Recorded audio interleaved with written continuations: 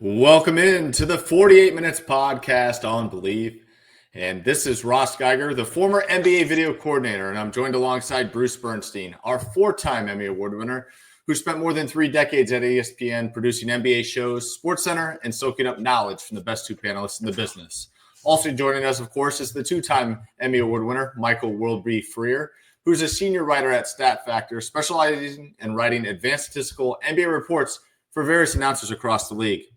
This is episode number 153, the Jerome James episode, as one of Worldby's all-time favorite New York Knicks, wore number 53 in 1999 as a member of the Sacramento Kings. How about that, Worldby?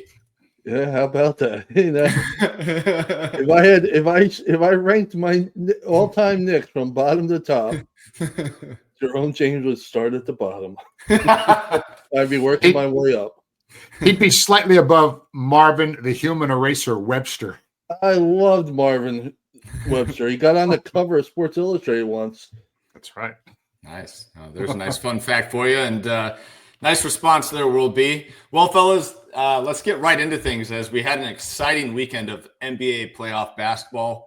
It's been a long-awaited start to the playoffs for all of us and for all of our listeners, and we're going to start off with the Minnesota Timberwolves, who walked right into LA in Game 1 on Saturday night and served the Lakers a 22-point blowout loss in Game 1, despite the fact that Luka scored 37 points on a very efficient shooting night, going 12 of 22 from the field, which included 5 of 10 from deep.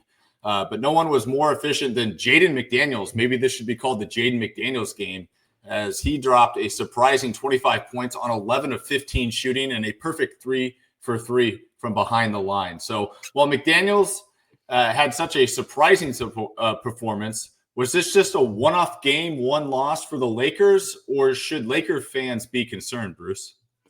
I think Laker fans should be very concerned. I thought going into this series, Minnesota was going to win this. I mean, Minnesota was 21 out of 42 on threes, 50%, ladies and gentlemen. I mean, that's just plain old off the charts. And I think LA got a little bit tired in this game. They only had 17 points in the fourth quarter, and, you know, they were held under 40% for the game shooting. They were out-rebounded. You mentioned McDaniels. He was awesome. But Naz Reid was almost as awesome in that McDaniels had 25 points on 13 field goal attempts, super efficient. Reid had 23 points on 11 field goal attempts. So between those two guys, they had 48 points on 24 field goal attempts. You can't beat a team where two guys go for 20 and are that efficient. Yeah, not at all. And so, Bruce, you talked about that shooting performance. Worldby, I'm curious to get your thoughts on this, just given how well Minnesota shot the ball in Game 1. I mean, for the Lakers, I think if you make some adjustments defensively and you bank on Minnesota not being that efficient from the floor, do you think this can be a tied-up series, 1-1, heading back to Minnesota? I think it can be. The Lakers absolutely have to play better on offense. It's just, you got to get more on Austin Reeves. He gotten a lot of hype at the second half of the season as that quality number 3 guy, and he didn't really produce a whole lot with 16 points there. You need more out of him.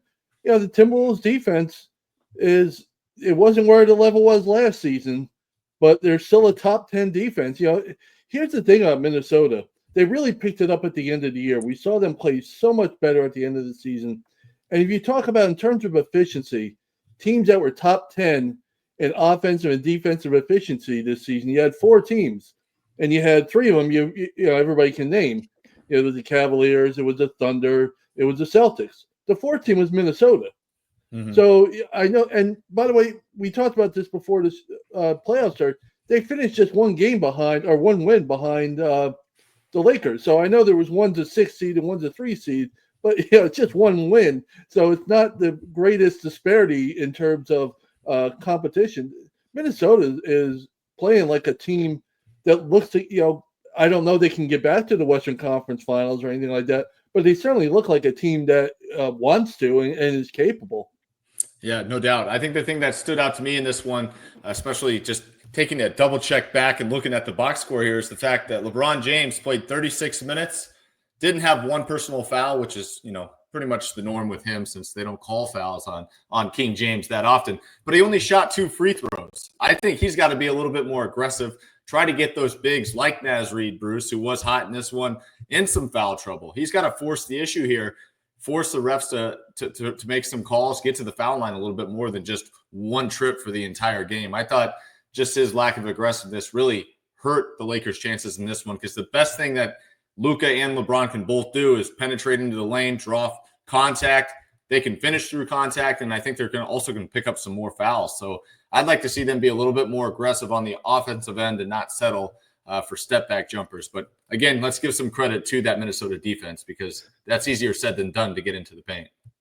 You mentioned LeBron. That was one of his, I hate to say worst games, because even a bad game for LeBron is still a pretty good game. Yeah. But he was minus 22. He had 19 points, 5 rebounds, 3 assists. I mean, very small numbers, 19 points. He still had that nice chase down block. So, I mean, you can see he can still bring it every so often when he needs to. But the Lakers are desperately in need of help from some big, any big. I mean, I was looking at their roster. Alex Len is still on their, Alex Len's still on their roster. Granted, he never plays, but I mean, dude is on the side of a milk carton. I mean, can't you at least throw him in there for a couple minutes and just see if he can be 7 feet tall for a minute or two? I mean, they're in trouble in this series. They really are. I mean, if they, game 2 is an absolute must win for the Lakers. Absolute got to win game 2. Totally agree with you there. Will be the other thing that I noticed too, along with Alex Len only playing 3 minutes, which of course came in garbage time, is the fact that Jackson Hayes, who started in this one, played 8 minutes. So their 2 centers combined played 11 minutes against one of the bigger teams in the Western Conference. Well, that's a philosophy. Even if you put every big that they have against, for the Lakers against Minnesota, they're not going to match up. They just don't have the bigs. It's a real deficiency in this team. To your point, Russ and Bruce, you want to get aggressive. 32 points in the paint. They only had 5 fast break points. LeBron James during the regular season was one of the league leaders in fast break scoring, almost 5 points a game on the fast break himself. That's a team that got absolutely dismantled on the fast break. I believe it was 25-6. So they have to be more aggressive. They have to push the tempo. They shot okay, not great from 3-point range, but they took plenty of shots there from 3 points. So, yeah, they're obviously, who knows from game to game, but they know they don't match up no matter who they put out there in terms of big. So, they're going as small as they can go to try but they have to shoot better if you're going to do that. Sure. Anthony Edwards, he really had a kind of game. I mean, he did have 22 points, and he did break Rui Hachimura's ankles on one of those drives, which was brutal. Looked like he was on skates for sure. But he was only 8 for 22 shooting. I mean, so he had 22 points. So Jaden McDaniels probably isn't going to have that game again, or not. But Anthony Edwards is capable of adding 10 points easily to what his total was in game 1. So I really do think, LA has got a bunch of problems here. They definitely do. This is a matchup nightmare for them. And give credit to the Ant-Man, though. While he only had 22 points, he was getting others involved. Obviously, finding guys like McDaniels and Naz Reid in this one. He had 9 assists, which is definitely above his averages there. So great to see on his regard. Now, let's go ahead and stay out west here. It didn't take us long to be treated to our first playoff game that had to be decided in overtime, and that took place in Denver as the Nuggets held off the LA Clippers 112-110 and leave it to former Clipper Russell Westbrook, who had a huge night for the Nuggets. He was big for this team all season long and came up with a big defensive play on a late game inbounds pass to kind of secure that game 1 victory for the Nuggets. And correct me if I'm wrong, but I felt like all 3 of us kind of leaned Clippers at the start of this series. Does a game 1 win for the Nuggets change either of your stances? Bruce? I still feel okay about that prediction. I mean, look, Russ showed us that even at age 36, he can still be really, really clutch at times. If he has 2 more games like on Saturday, LA's in trouble. I mean, I don't know that he can, though. I mean, look, I'm going to give this guy some big-time credit, and then I want to say something about the Clippers. He played all 12 minutes of the fourth quarter. He had the most points of any Nugget in the fourth quarter with 9. We saw the hustle that he showed. And he plays with a chip on his shoulder, especially against former teams, which means he plays with a chip on his shoulder like half of his games. Yeah. Because he's got so many former teams. I still like the Clippers in 6. I think, Zubats had 13 rebounds, but he kind of looked like he was a little bit gassed towards the end. He only had 1 rebound in the fourth quarter. He had 0 rebounds in overtime. So he's going to have to muster a little bit of late game energy, which of course is not easy after chasing Joker around for the whole game, but his role is huge. He still managed to score 21 points. I actually think if he has a better closing act in game 2, Clippers can steal one on the road and get us on that Clippers in 6 roll. Yeah, will be. Well, the thing about, we talked about Denver all season is where's the help for Joker? And, where are they going to get points when he's not on the court or whatever? Obviously, he was on the court plenty, 46 minutes out of 53. So it's not like he sat at all. But they got scoring from other places. Aaron Gordon, 25 points. Jamal Murray, 21 points. And, I still think the Clippers have enough to get through this. But, here's the thing. If Denver can get consistent scoring help for a Joker like that, they absolutely can win this series. And they can win it in fewer, it doesn't have to go 7 games.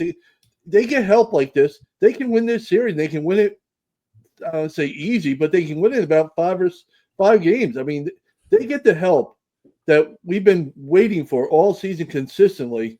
Other guys stepping up for 20-point games. They look like the best team in the league. Yeah, and Aaron Gordon was a big part of this. I'm glad you mentioned him, World B. The fact that, he scored those 25 points, got to the foul line for 10 attempts, so 5 trips to the foul line. And probably the biggest key for me and what I noticed in this one is the fact that what he did on the defensive end against Kawhi Leonard. Kawhi Leonard played 41 minutes, only had 2 assists, but he had 7 turnovers in this one. I mean, 7 turnovers led the team by far. James Harden, who dished out 11 assists, only had 2. And so got to give a lot of credit to the physicality and size that Aaron Gordon offers that Nuggets defense and obviously created a lot of problems for Kawhi in this one, at least when he went to, defer to the pass. And by the way, for the Clippers, I know James Harden had a decent game. He had a very good game. Kept a minute there with 32 points or whatever. I just don't see the Clippers going further in this series if James Harden takes your most shots. I mean, he hasn't been a good shooter all season. He had a great game in game 1. He gets props for that. But you need, like you said, you need Kawhi to step up. And now he just played 41 minutes and overtime in game 1.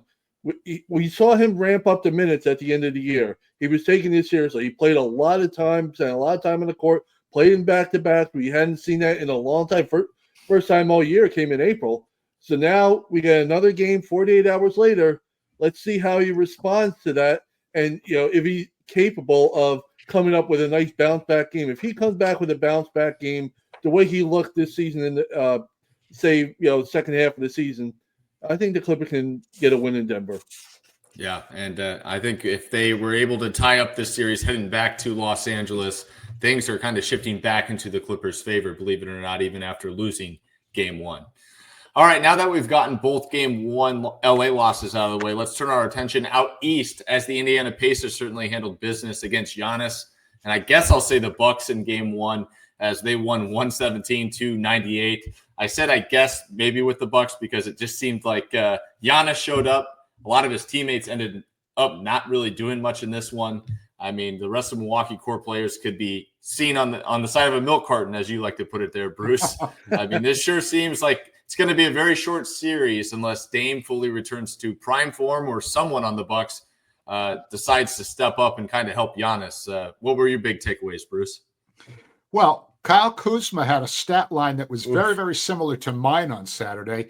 He played 21 minutes more than I did, but we both had 0 points, rebounds, and assists combined. He was 0 for 2 from the free throw line. I didn't miss a single free throw. So somebody should let him know that game 2 is Tuesday at 7:00 p.m., and he might want to show up for this one. Yeah, well, can you confirm, did you get at least 21 minutes of cardio on Saturday? I was in New York City, and I did a lot of walking. Okay, over 12,000 steps on Saturday. Well, it sounds like you did have a similar performance. Worldby, what's your thoughts? Obviously, I don't think you've been very high on the Bucks' playoff chances, but any surprises with just how much they struggled in Game 1 against the Pacers at all? A little bit of struggle. I mean, the Indiana really stepped up their defense at the second half of the season after about January, and so you kind of saw that in Game 1 here. They, when they do that, they can match up with just about anybody. They're that good of an offense. You get the domination the way they did, and Tyrese Halliburton, who I told you guys that after the All-Star break, if there was an All-NBA team, he'd be on the, he'd be first team All-NBA post-break. He was that good. He goes 0 for 7 from three-point range. He gives them next to nothing, and they win in a walk. Bruce mentioned Kyle Kuzma. I went to social media there on Saturday and said it was nice for all those people out there who wish they could play like a pro. It was nice of Kyle Kuzma to give us that hope that it's still possible after that stat line of his. So, that I guess that's the glass is half full part of Kyle Kuzma's night. If the Bucks don't do better than 25% shooting from three-point range, they had 1 3-point basket from their starters. They're not going anywhere. They're not. No. It's very simple for them. They have to step up their offense if they want to advance, win a game in this series. If they can do that, Dame comes back. Some of the other guys just have to play. Obviously, Kyle Kuzma's got to be better on the court. You just have to. Taurean Prince has to give you more. You need help for Giannis, and if he doesn't get help, it's over. Yeah, totally. And I want to give the game ball in this one, having watched this one in its entirety, to Pascal Siakam. He's a guy that, of course, Jared Greenberg of TNT Sports pointed out being a huge catalyst for the success of the Pacers. And he definitely looked great in Game 1. He played 33 minutes, 10 of 15 from the floor, 3 of 5 from downtown, 7 boards, and 25 points. And he led the Pacers at plus 28 on the night. And he was just all over the place, getting defensive stops, knocking down transition threes on the run. He was quite incredible to watch there. So, and by the way, he's the guy who has to guard Giannis most of the time. Yeah, he's the guy beside the Giannis. That's not a fun evening at that end of the court. So to put the numbers that he put up there, absolutely impressive. He's been an impressive performer all season. We don't talk about the Pacers enough. That's the problem, because if we did, or when we do, he's numero uno right there in terms of top performers. Great point, Worldby. Now heading over to the Big Apple now, the Knicks enjoyed an impressive 21-0 run in the fourth quarter to put away the Pistons in Game 1, 123-112. Unfortunately, I wasn't able to catch this one, but thank goodness we've got Worldby here. This one sure seemed like through the first 3 quarters, Worldby, and you can correct me if I'm wrong, that it was much closer than the final score appeared. Am I right with that? I don't know. I didn't start watching till the 21-0 run, so I didn't really watch. Okay. Good timing. It was a much closer game. The Pistons kind of bottomed out in the fourth quarter as sloppy, a lot of sloppy play, and the Knicks took advantage. They finally played with a sense of urgency, played much better offensively, 40 points in the fourth quarter after not looking like they had much going on. Yeah, the Pistons have been the more energetic team so far in the game, and as we're taping this, they're playing Game 2. They've been the more energetic team. They've been the tougher team. We know that was going to be coming in. The refs are letting them play through a game and a half now, and I'm fine with that, by the way. Knicks just have to make some shots, and they need some players to step up there. And Josh Hart needs to step up. OG Anunoby needs to step up. Brunson had the quietest 34 points. I was stunned when I saw him finish with 34 because it just didn't seem like he had much going for him. Best player so far on the court in this series has been Cade Cunningham, which isn't a huge surprise. Maybe a little bit when you have Brunson and Towns on the court for the Knicks. But no, Cade Cunningham, we were talking about how young the Pistons are, and this is his first playoff appearance. Doesn't seem to be showing it so far. Now, Bruce, I mean, this is the young up-and-coming Pistons team you've been high on all year. So what were your big takeaways from their playoff debut together? Well, I mean, they were looking good after 3 quarters in Game 1. They were up by 8 points, but, and If it wasn't for Jalen Brunson, they might have pulled away in the third quarter. Tim Hardaway was good, but then the Knicks dropped the hammer on him in the fourth. I mean, 40-21. But Cam Payne was a huge part of that in game two so far. And I mean, as I'm speaking, there's about 4.5 minutes left in that game, and Detroit's clinging to a 5-point lead. Cam Payne has been horrible in game two. Karl Anthony Towns has been awful in game two. He had a decent first quarter. He's got 10 points. I mean, Karl Anthony Towns can't have 10 points in a playoff game. Sorry, I don't care how many Brunson gets. Cat's got to do a little bit more than that. As you mentioned, Cunningham's been great. He did have his share of turnovers in game one, but the Pistons were shooting the three pretty well. My thoughts going into tonight or into Monday night were, which team will be more desperate in game two? The first three quarters, it was Detroit. The fourth quarter, and starting to look like New York. So we'll see, who has enough left to get to the finish line in game two. It's close. Yeah, I mean, it'd be very scary for the New York Knicks to let this one get away from them in game two and then have to go to Detroit with the Pistons riding all this momentum behind a home crowd that's going to be excited to host a playoff game. So that would be pretty wild. And by the way, the Knicks offense has been, they had the 40-point fourth quarter, and they get credit for that, whatever. It hasn't been sharp so far in this series. It certainly didn't look sharp for much of game two. And we got to remember, the Knicks in the second half of the season, after the All-Star break, their offense scored about 8 points a game less than it did before the break. And a lot of it can be attributed to Jalen Brunson's injury, but not all of it. And Bruce mentioned Karl Anthony Towns having a rough game in game two.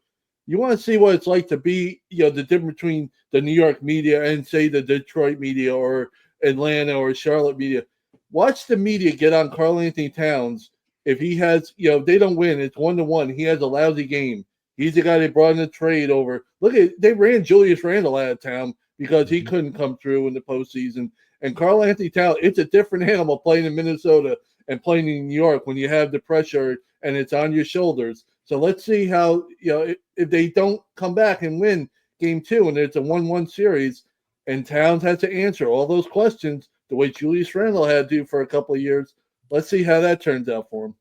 Well, you know what? We may be able to update this before the end of this podcast too. So we'll hopefully they can play that last 4.5 minutes at a nice clip. Yeah, that's what the NBA always does. Yeah.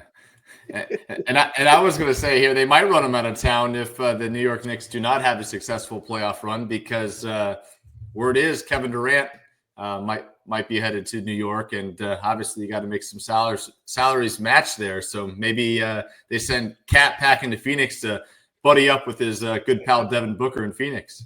Now, Kevin Durant's not broken down enough to end up with the Knicks. He's still got another year. He's got to break down a little bit more. He's still too good to end up on the Knicks. So, another year or two. Give him another year or two. It'll be prime Knick candidate. All right, let's get into Sunday's action now, and we'll start out by discussing the top-seeded Cleveland Cavaliers, who took care of Game 1 at home against the Miami Heat, 121-100. Before we get into things, we've got to give our friend Jared Greenberg some credit on this one as well, as the Heat did hang around for the first 3 quarters of play. They stayed within striking distance, but the Cavs' firepower behind Donovan Mitchell's 30-point performance took over in the fourth quarter, going on to win that final quarter by a total of 13 points. So my question to you, Bruce, is this: any glimmer of hope for Miami moving forward in this series, or do you think we're looking at a quick 4-game sweep? No, they'll win one game. I mean, look, Miami, they don't have the talent to compete with Cleveland. I mean, the gap, They were 27 games behind them in the standings this year. I mean, there's no way are these two teams comparable to one another. The talent gap is just too massive. Hero and Bam are good, but only Davion Mitchell overachieved in game 1 for Miami. The Cavs, meanwhile, Spider has 30, Ty Jerome had 28. The Heat hung in as best as they could, but they couldn't make a 3 either. I mean, they were outscored 21-3 on 3-pointers in the fourth quarter. All right. 7 threes versus 1. Okay. That was that. Miami's going to come out desperate in game 2, but the Cavs are looking pretty good. I don't see this going beyond 5. Yeah, me neither. Will B, what's your thoughts? 5 would probably be the limit for me in this series. I give props to Miami. They really did hang in there a lot longer than I figured they would in this game. Through three quarters, it was still a game. But every time you thought it was going to be a game, there was a big shot to be made by Cleveland. That's why they're the best team in the East. They were the best shooting team, one of the best of all time. If you look at their effective field goal percentage, it was one of the best shooting seasons of all time. They had the best offense this season. So it showed up. It just, you couldn't stop them. And I don't know how Miami's going to stop them over the long haul. Miami had a good night shooting the ball, 49%, 42 from three-point range. They had good shooting nights. Bam and Tyler Hero stepped up the way they need to. They need another 3 more games like that and hope that you get more out of Andrew Wiggins to just 14 points and 2 of 6 from 3. They need, those guys need help to stay in this series. I just don't know if there's enough to hang in there. Cleveland looks, it's one game, we get it, but Cleveland doesn't look like they've lost a step from the regular season at all. Yeah, and speaking of one game, I know it's just one game, but if I had to be a critic in this one, Evan Mobley, 33 minutes, only 9 points on 4-10 shooting, 7 rebounds. Not a cause for concern in the first playoff game in round 1 against the Miami Heat, but something to continue to monitor. He's got to play up to his season form for some of these bigger series that are soon to come for this Cavaliers group. Now, if you're looking at Miami, if you want to have hope for Miami, it's the fact that is Ty Jerome going to score 28 points for 4 more games? Now, if you do that, you're not winning. Yeah. It's just not going to happen. So he had a great game. He's been a solid player. Nobody's questioning it, but he's not 28 points a night good. So if you're Miami, it's all right. We got to clean up a couple of things here. We absolutely have to keep shooting the way we're shooting. And, let's see in the fourth quarter if things – it's a cliche that all the pressure is all on Cleveland or whatever. But you get in the fourth quarter, and it's a 1-point game because you're hanging around. Your defense is stepping up. Then we'll see how Cleveland does. But all that being said, I'd be surprised if Miami can get even a game. Yeah, great point. Now, shipping off to Boston, Bruce, the Celtics took down the Orlando Magic 103-86 in game 1. Despite Paolo Banchero's 36-point performance, the lowly Orlando office only managed to score 20 or more points in 1 quarter of this game. Holding Boston to just 103 points defensively could be looked at as impressive in this one, but I'm not quite sure how they're going to be able to win a single game against this Celtics team if they can't reach triple digits. What are your thoughts? One of the reasons when we were talking last week, if you're a Celtics fan, who would you rather play in the first round, Atlanta or Orlando? And I said Orlando because they can't score. I mean, look, other than Banchero and Wagner, nobody else on their team had more than 7 points, okay? So they were so top-heavy with those 2 guys. The Magic, as you mentioned, scored fewer than 20 points in 3 of the 4 quarters. I did have a little momentary scare in the first half, though, when Kentavious Caldwell-Pope made a 3, and then he made another 3, and I'm like, oh, no. Right? The guy's been absolute garbage all year long. Now he's going to decide he can make 3s. Yeah. But you know what? In the second half, I think he took 1 field goal attempt in the entire second half, went scoreless. So I'm like, all right, it's the same old KCP, at least the Orlando version. And look, the Orlando did a very good job early in the game, especially in the second quarter, because they always play Boston tough. Banchero was just such a load, and Wagner was really good. But you know what? Derek White had 30 points. He's the guy that when Tatum or Brown have an off night, which they both did a little bit, Tatum still had a good game, but I mean, bad shooting night. Derek White, is 7 out of 12 shooting 3s, and he gets 30 points, and he's just like, crushing it on defense. And really, the guy who turned that game around for Boston in the third quarter was Drew Holiday. Mm-hmm. He had 3 3-pointers and a couple of, he was guarding everybody on the other team. He was guarding Banchero, he was guarding Wagner, he was guarding everybody. So, the Wardens, my guys, they were really the difference in game 1. No doubt about it. World B? Yeah, you said it perfectly. If you can't score, you're not going to beat this team if you can't get into triple digits. Orlando looked very good in the first half. They didn't look intimidated at all of the surroundings. They looked like they wanted to show they belong. Banchero's reputation is only getting better, more enhanced with every game, it seems like. But you're right, 27 points outside of Wagner and Banchero. That's just not going to cut it. Wow. And Tavius Caldwell-Pope, who had actually all the garbage I've been giving him throughout this season for Well being deserved. probably for being probably the worst free agent signing in the NBA this season, started to play a little bit better towards the end of the season. Gives you hope that they have another weapon. And then you go to game 1 and 6 points. It's just not going to cut it. Much like the Miami Heat, if they don't get in the triple digits, which is a tough thing to do for Orlando against any team, let alone a team that's good defensively as Boston. Yeah, it's going to be over in a hurry. Yeah, Franz Wagner went 10 of 24 from the field in this one, was the second leading scorer for the Orlando Magic. He made 10 baskets in this one. The rest of the team after him made 9 combined baskets in total. I mean, that's wild. You're not going to beat anybody in the playoffs with that kind of offense, in my opinion.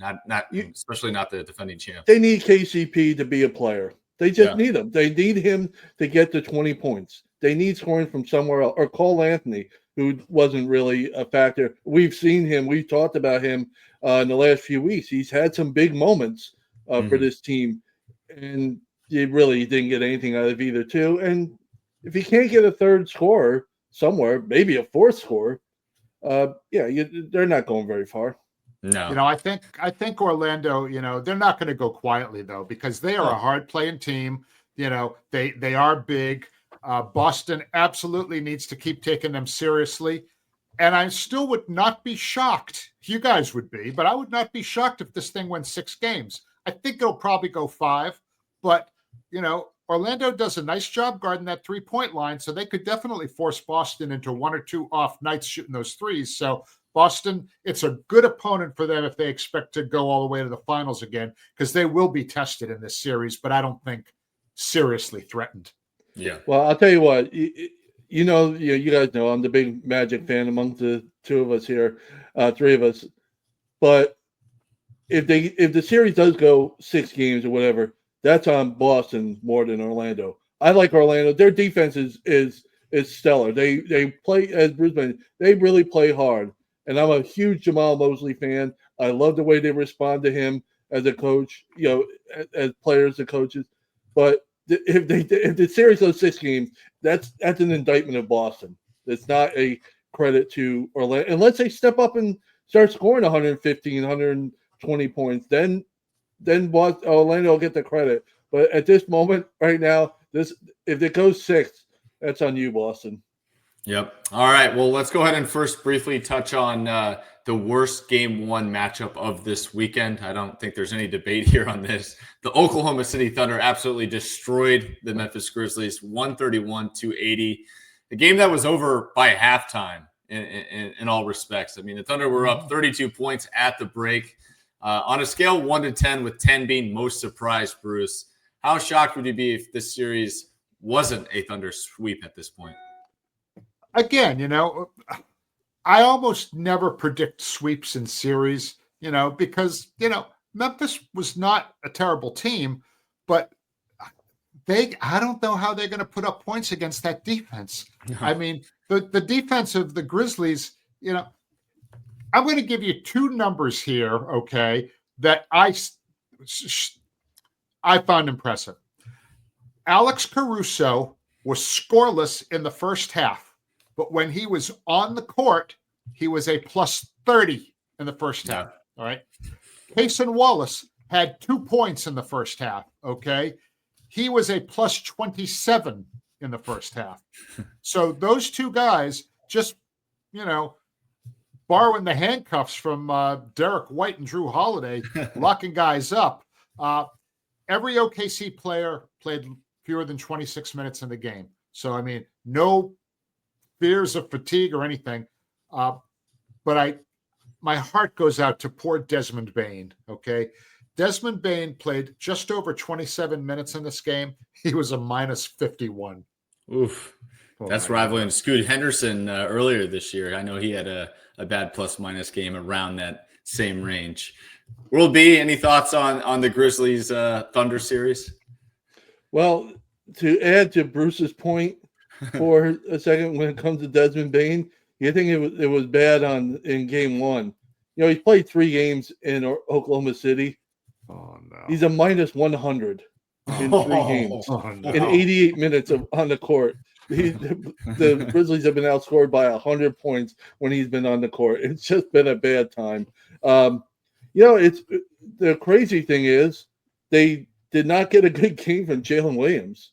I mean, we're talking about, players that need to step up or whatever. I know he finished with 20, but it wasn't the greatest 20 points of all time. 0 for 4 from downtown. I mean, but you're really nitpicking at this point. You're just trying to find something to give you hope if you're Memphis that, maybe we can do. First of all, this is one of the worst offensive performances by any team all season. I think it was the 3rd least efficient game by any team the whole season, regular season playoffs. They was the 3rd worst. So you kind of figure they're going to be better than that. They were a top 10 offense during the season. So you got to figure they were going to be better than that. Their starting lineup, the regular starting lineup, minus Scottie Pippen Jr., who's stepping in for Jalen Wells.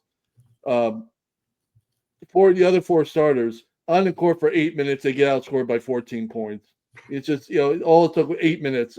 It's just not going to work out if you can't get more production out of them. I of all the teams that we talked about here, that I think they have the best chance coming off a bad loss of getting a game, maybe 2 off this team.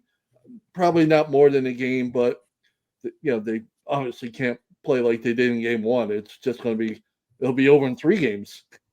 If Rick Pitino were here right now, he'd say, Marc Gasol's not walking through that door.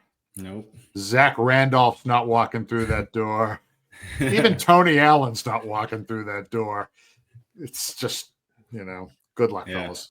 And their new head coach, I don't think is going to be walking through that door with his first playoff victory this year. And I'll leave He'll be walking out that door. Yeah, this is going to be a sweep. The Thunder won by 51 points, and they shot less than 36% from 3-point range. None of it was necessary, obviously, right. But to put 131 points, and you really weren't impressive from the perimeter, which is mainly if you're grasping for anything, that would be it. On the other hand, the Grizzlies starters were 2 for 20 combined from 3, so there's not a whole lot. I'm trying to help Memphis out here, but it's really tough. It's really tough. Well, last but certainly not least, we got to break down Sunday's game of the day and what I think was the game 1 matchup of the weekend, and that took place in Houston between the Warriors and the Rockets. This matchup was everything we had hoped for and more to cap off this weekend's set of games, with the Dubs coming out on top, 95-85. Before I elaborate further with my own thoughts, I'm curious to get yours. Were you guys at all surprised that the Warriors walked into Houston and won game 1 in this one? World B, I'll start with you. A little surprised. Only because, not a knock on Golden State, obviously. We saw how well they played since Butler came there. But Houston really has been a good team for about the last 5 weeks. Mm-hmm. And top 4 in both offense and defense. They've been really, really good. And we just saw the worst of Houston offensively in game 1. Jalen Green was MIA. Fred VanVleet, the 2 of them combined, 2 for 17 from 3-point range. It's just, you're not winning anything. You're just not winning when your 2 best, your 2 starting guards can't do better than that. So, the Rockets were actually getting the betting favorite in this series, or the betting underdog, in this series. And I thought that's crazy. They're the number 2 seed.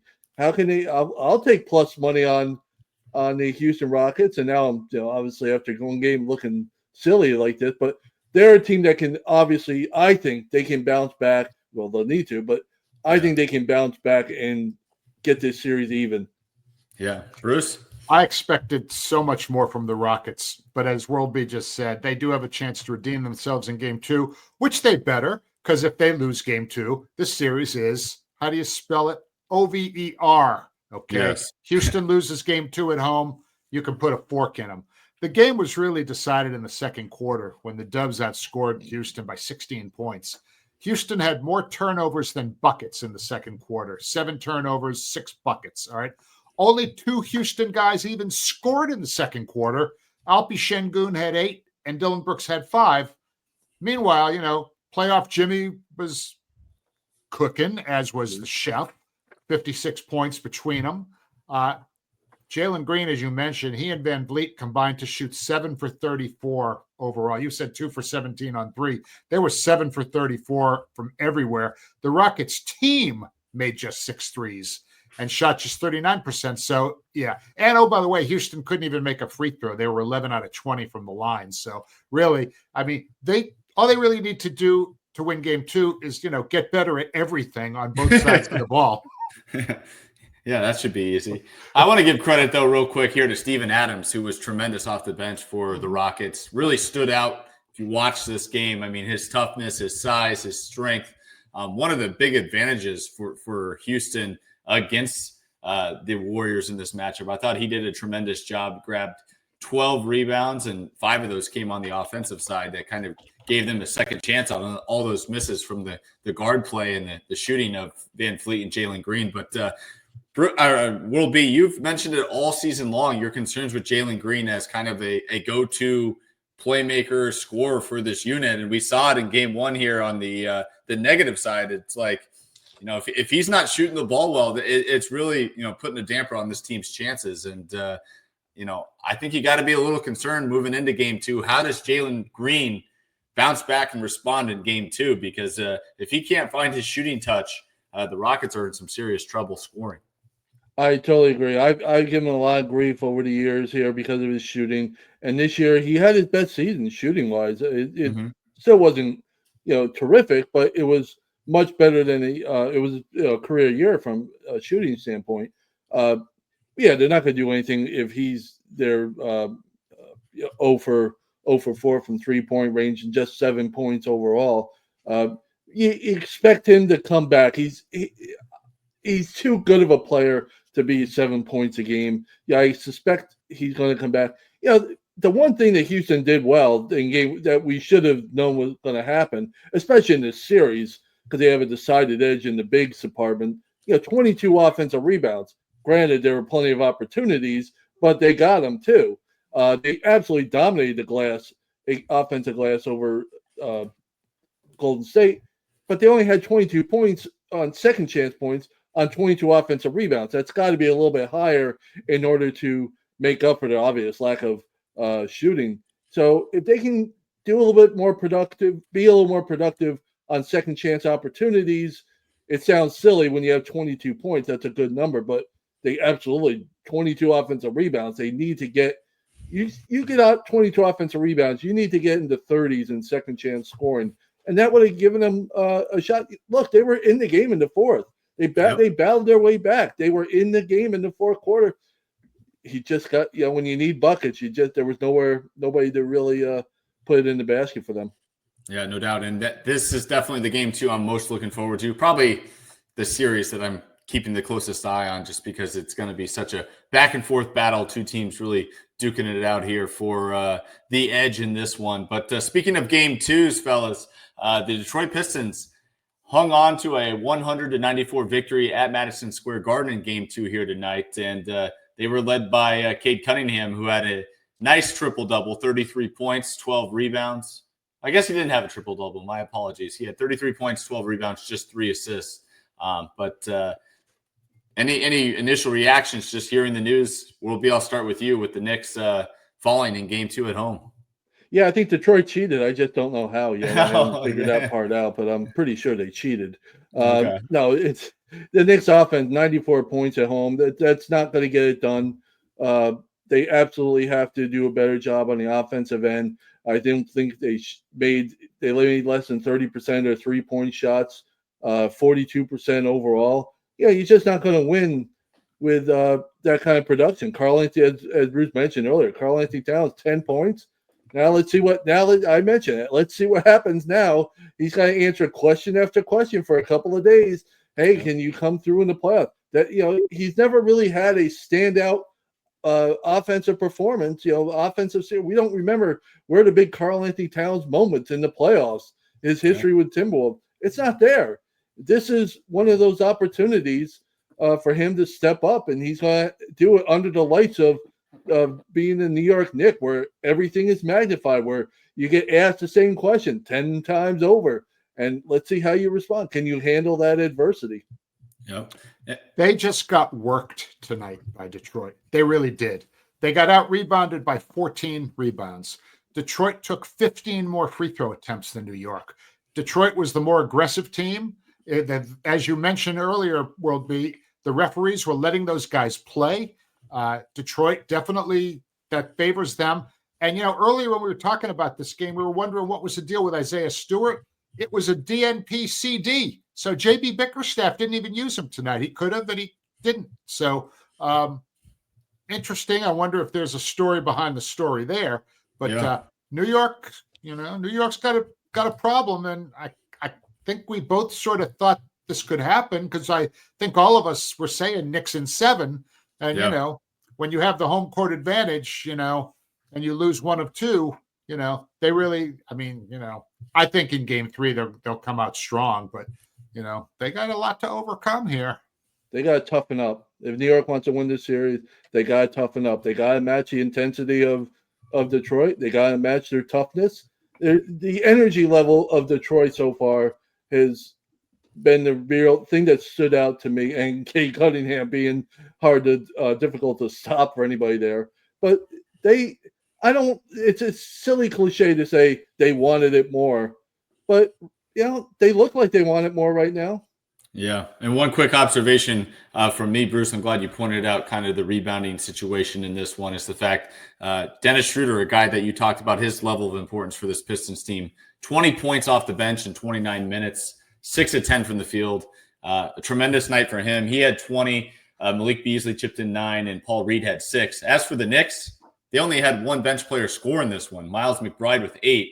Obviously, they didn't play a lot of minutes from their bench, but just 8 points off that Knicks bench in comparison to Dennis Schroeder chipping in 20. Knicks got to find some better bench production, even if it's just short spurts. I understand Tibbs is going to ride his starters 48 minutes or damn near close to that, but in the short stretches other guys are in, they got to come in and knock down a few shots. Hey, Mitchell Robinson played 20 minutes. He you don't expect scoring out of him, but 2 points, only 7 rebounds, 20 minutes. Shaman had only played 5 minutes. He didn't do anything. You're absolutely right. Clearly the Knicks need more Mountaineers on their roster. That's what it comes down to. Oh yeah. Besides totally. Deuce McBride. Yeah. Jerry West isn't walking through that door either. That's about it. Hot Rod Hundley's not.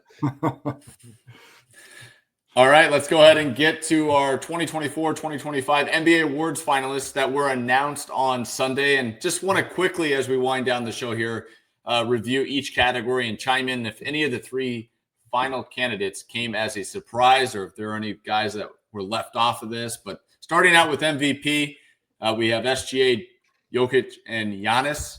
No surprises here, right? We can move on.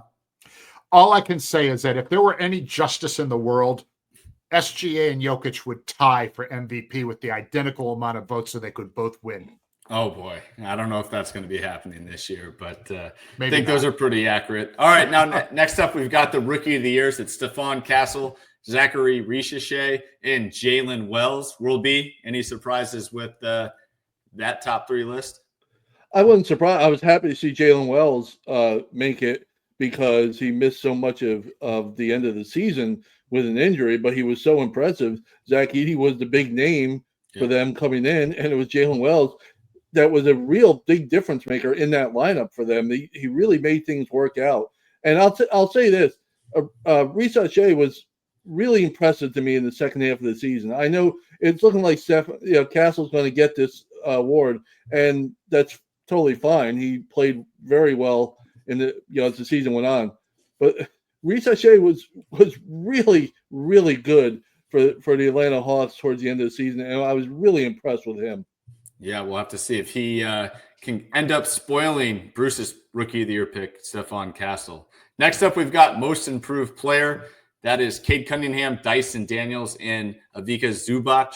Bruce, are we going to see another number one former overall pick in Cade Cunningham run away with this award, or do you give some hope and optimism to Dyson Daniels or Zubac?